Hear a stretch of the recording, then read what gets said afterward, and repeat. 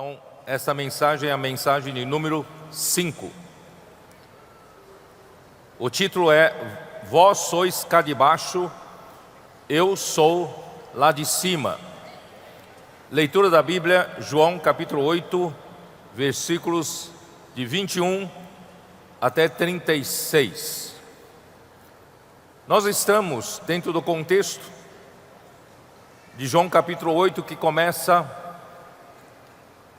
falar de uma mulher adúltera que os judeus trouxeram para Jesus com a finalidade de incriminá-lo, já que eles não conseguiram prender a Jesus, porque a intenção deles é matá-lo. Por inveja, os líderes dos judeus, eles que deveriam dar boas-vindas ao nosso Senhor, porque Ele veio como o Verbo que se fez carne, e veio aqui na terra com o objetivo de fazer a vontade de Deus, de dar a vida eterna para o homem. No entanto, os que deveriam recebê-lo, não o receberam, pelo contrário, se opuseram contra ele, perseguiram-no.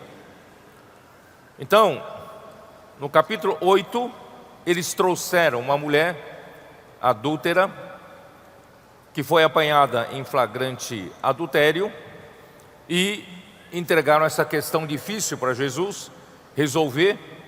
E eu não vou entrar em detalhes, nós já falamos na mensagem anterior. E quando Jesus disse para eles: quem tivesse sem pecado, que seja o primeiro que lhe atirem a pedra, todos eles receberam a luz do mundo que expôs o coração deles, e todos eles perceberam que eles tinham pecado e foram embora. Não sobrou ninguém, ficou só Jesus e a mulher. E Jesus então perguntou: mulher, onde estão aqueles teus acusadores? Ninguém te condenou? Respondeu ela: ninguém, Senhor. Então lhe disse Jesus: nem eu tampouco te condeno. Vai e não peques mais. Em seguida, Jesus falou esse que está no versículo 12, algo preciosíssimo. De novo lhes falava Jesus, dizendo: eu sou a luz do mundo. Quem me segue não andará nas trevas, pelo contrário, terá a luz da vida. Irmãos, muitos cristãos, muitos se converteram porque receberam a luz do mundo, foram iluminados, confessaram que eram pecadores, confessaram seus pecados e aceitaram Jesus Cristo como seu Senhor e como seu Salvador. Essa é a luz do mundo. Irmãos, mas não basta nós apenas ter a luz do mundo. Essa luz do mundo expõe as trevas, os pecados, mas ainda não consegue mudar a nossa vida. Nós precisamos de um governo celestial. Em Gênesis capítulo 1, no primeiro dia, Deus criou a luz. Deus disse: haja luz, e houve luz. E a luz, quando veio, expôs as trevas, e Deus viu que a luz era boa, e que a luz fez a separação entre a luz e as trevas. Então a luz tem essa função de expor as trevas e fazer a separação entre a luz e as trevas.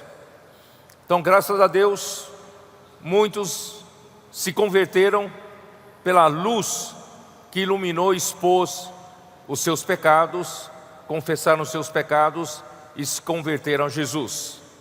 No entanto, essa luz do primeiro dia ainda não estabelece um governo na sua vida. A vontade de Deus é de que Cristo seja o cabeça sobre todas as coisas. Isso está em Efésios capítulo 1, versículos 9 e 10. Quando eu perguntei para os adolescentes na conferência de Geração Santa, eles souberam responder que a vontade de Deus é encabeçar todas as coisas em Cristo. E para que isso ocorra, Deus precisa encabeçar Cristo na igreja. O encabeçamento implica em governo. Deus precisa governar a igreja. Então a luz do primeiro dia expõe as trevas, mas ainda não estabelece um governo. Então o homem ainda está livre, ou fica na luz, ou vai para as trevas. Aí Deus então no quarto dia, Ele criou os luzeiros. E quando criou os luzeiros, eu vou até ler. Gênesis 1. Quando Ele criou os luzeiros, versículo 14, disse também Deus: haja luzeiros no firmamento dos céus, para fazerem separação entre o dia e a noite, e sejam eles para sinais, para estações, para dias e anos. A luz do primeiro dia faz separação entre a luz e as trevas, mas os luzeiros do quarto dia servem para sinais, estações, dias e anos. Serve para dar direção, da localização e da referência. E mais do que isso, no versículo 16, fez Deus os dois grandes luzeiros, o maior para governar o dia e o menor para governar a noite. Versículo 18, para governarem o dia e a noite, e para fazerem separação entre a luz e as trevas, e viu Deus que isso era bom. Então, irmãos, não se engane. Aproveito e falo uma palavra para todos os cristãos, todos os que creram em Jesus, se converteram ao Senhor Jesus. Não se enganem. A luz, você recebeu a luz do primeiro dia, você viu a separação entre a luz e as trevas, você confessou seus pecados, você recebeu Jesus Cristo como seu Senhor e Salvador, mas isso não quer dizer que daí para frente você viva uma vida que realmente seja governado pelo Senhor e pelo Salvador. Então você precisa permanecer na luz. Não é só ser exposto e confessar os pecados e não permanecer. Precisamos permanecer na luz. Então aqui diz: eu sou, Jesus disse, eu sou a luz do mundo. Quem me segue, irmãos, precisa seguir a luz. E quem é a luz? João capítulo 1, quem é a luz?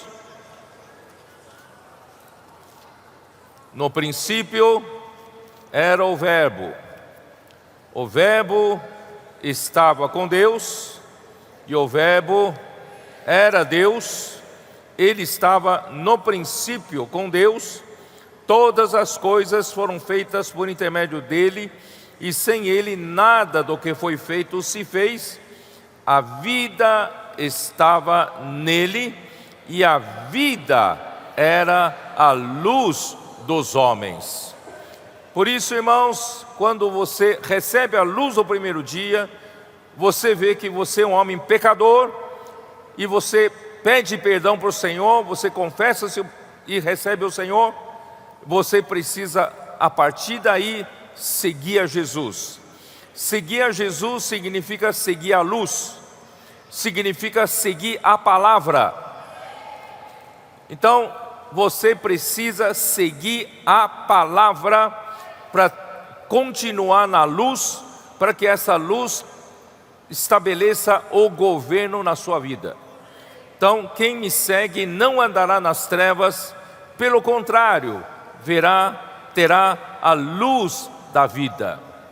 Irmãos, essa pessoa que é governada pela luz, essa pessoa que é governada pela palavra, pelo Senhor, pela vida, essa pessoa, irmão, não só teve os seus pecados perdoados, mas essa vida está libertando-a do pecado. Tá? Por que eu estou falando isso? Gastando isso para falar da mensagem anterior.